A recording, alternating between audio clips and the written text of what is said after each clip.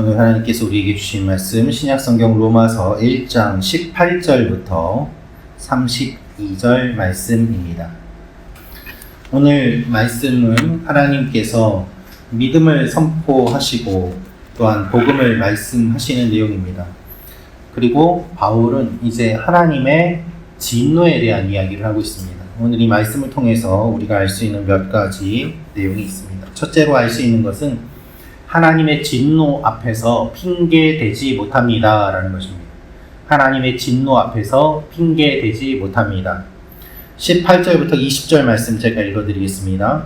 하나님의 진노가 불의로 진리를 막는 사람들의 모든 경건하지 않음과 불의에 대하여 하늘로부터 나타나나니 이는 하나님을 알만한 것이 그들 속에 보임이라. 하나님께서 이를 그들에게 보이셨느니라.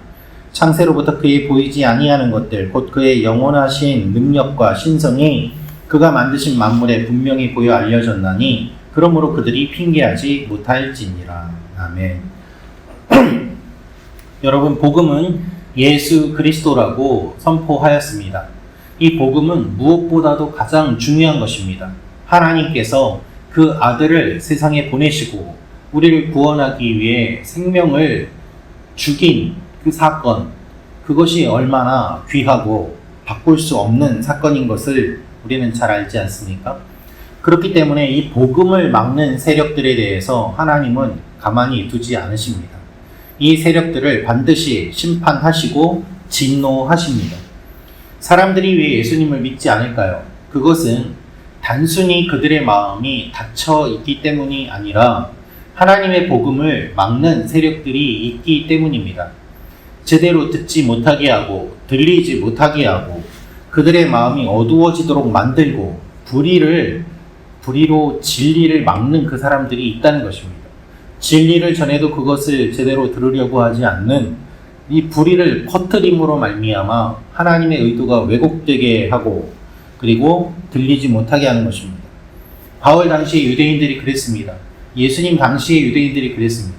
하나님의 아들이 직접 와서 복음을 선포하였지만 사람들은 예수님을 죽이지 않았습니까?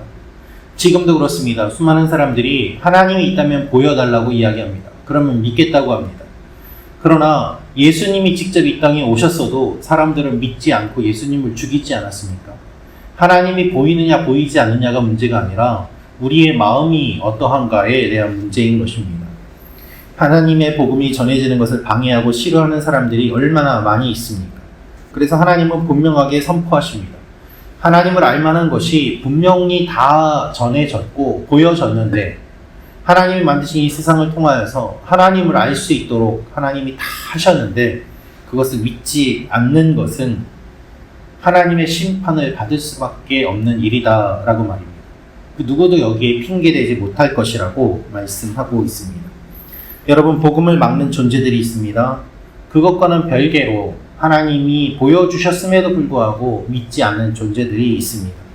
하나님은 우리가 변명하고 핑계대는 것을 다 알고 계세요. 그리고 그것에 대해서 심판하십니다. 오늘도 우리는 하나님 앞에 여러 가지 변명을 대고 핑계를 댑니다. 그러나 하나님은 그 진심을 다 알고 계십니다. 하나님을 속일 수가 없습니다.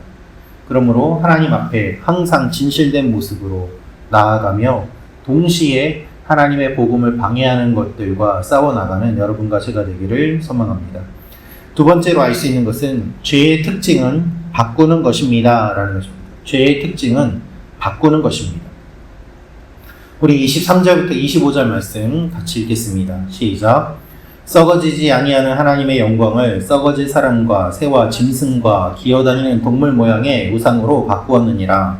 그러므로 하나님께서 그들을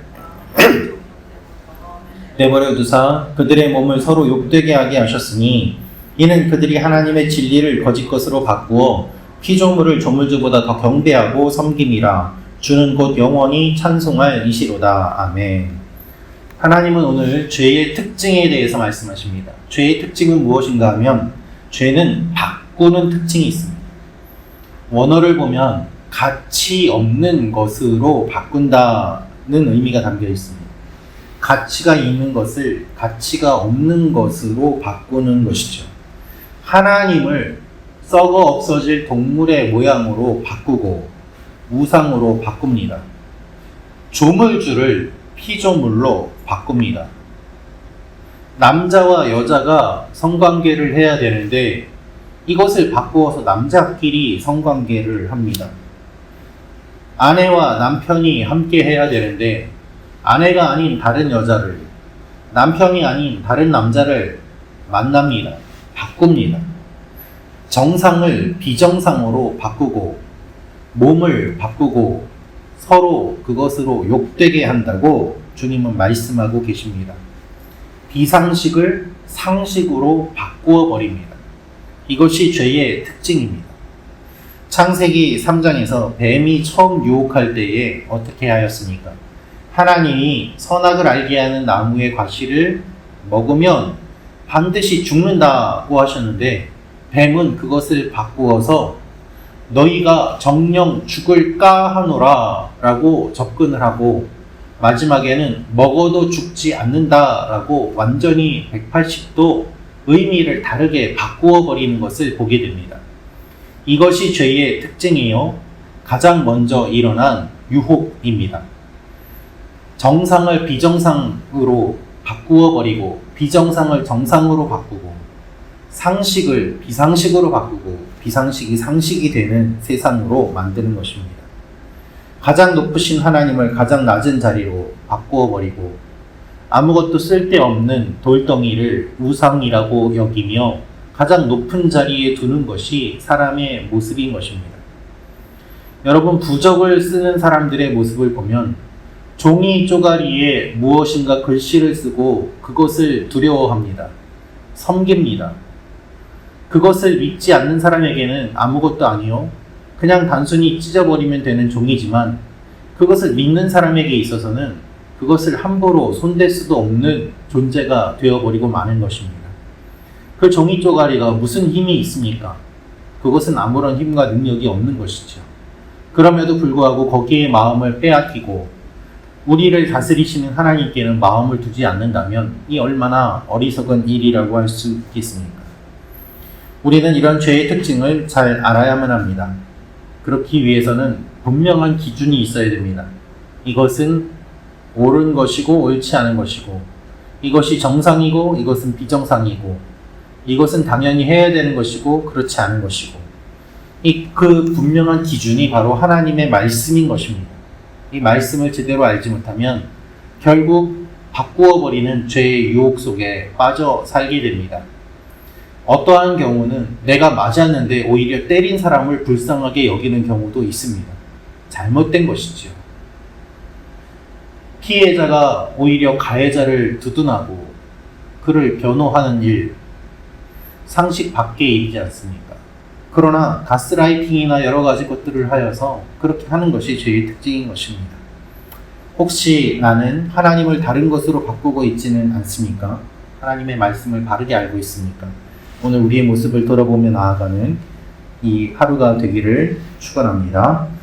마지막으로 알 수 있는 것은 죄가 퍼지면 죄인을 옳다고 여기는 세상이 됩니다. 죄가 퍼지면 죄인을 옳다고 여기는 세상이 됩니다.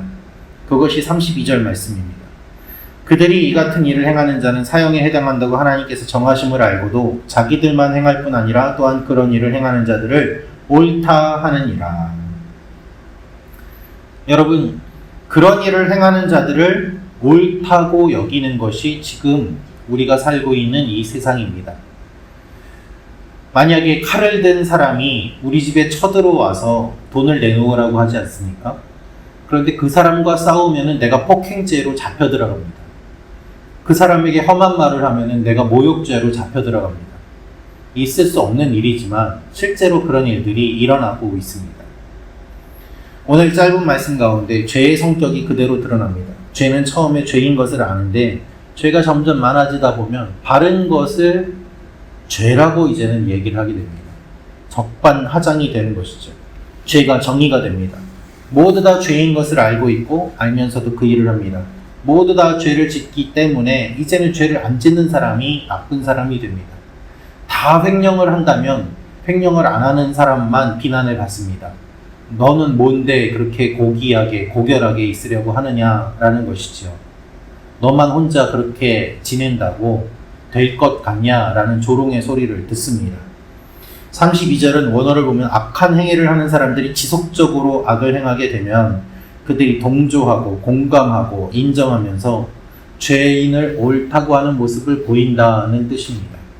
그러므로 계속 죄에 노출되면 그것이 당연한 줄 알게 되고 그것이 정상이라고 생각하게 되는 것이죠. 여러분, 우리가 살고 있는 이 시대도 점점 그와 같은 일들이 일어나고 있습니다. 거짓말을 많이 하면 그것을 진실이라고 여기는 세상이 되어가고 있습니다. 하나님의 말씀은 지금도 계속되고 있습니다. 그래서 이 세상이 하나님의 진노 아래에 놓이게 되는 것입니다. 이 가운데 우리가 어떻게 살아야 될지 이 아침에 기도하며 하나님 앞에 나아가는 여러분과 제가 되기를 축원합니다. 기도하겠습니다.